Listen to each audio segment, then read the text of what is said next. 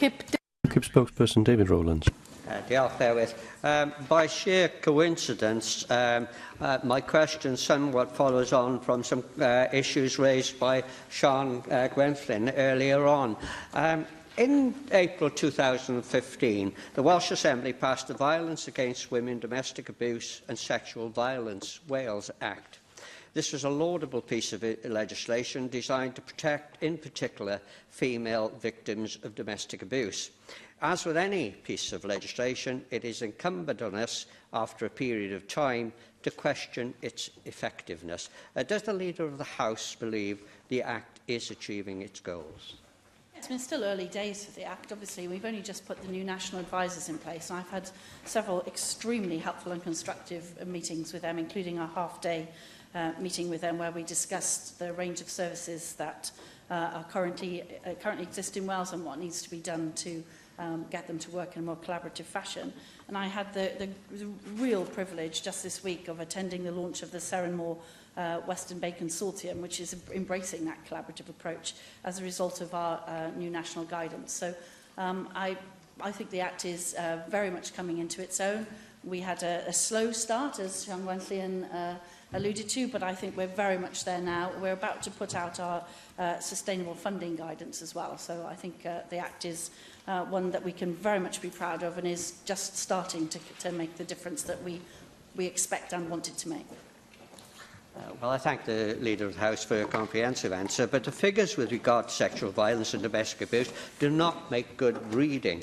In March 2017, data showed a 23% increase in this form of crime over the previous 3 years.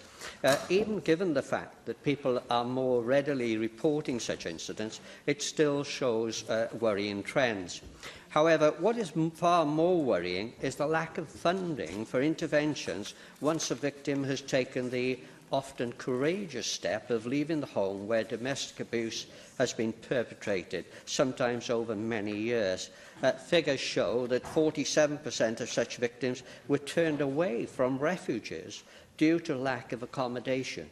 Given that these refuges play a vital role in helping people to get away from domestic violence, does the Leader of the House feel funding is adequate? Would that it were adequate. As my colleague, the Cabinet Secretary for Finance, said earlier on in a response to a question, this is the result of many years of Conservative government austerity. We have less and less money year on year. We have less and less money. There are no easy choices. We are not ever cutting something that doesn't work.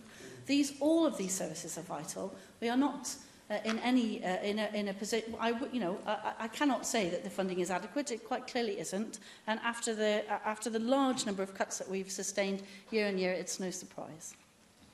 Well, again, I thank the Leader of the House for her answer, but the stark fact is that agencies such as Domestic Abuse Safety Unit and Welsh Women's Aid state that far from funding being adequate to fund extra refuges, they are now fearful that some refuges will have to close. Is therefore moving funding from these projects to local authorities a sensible alternative, given the possibility of top-slicing this vital source for administration costs? OK, that's not what we're doing. We're not moving the funding to local authorities.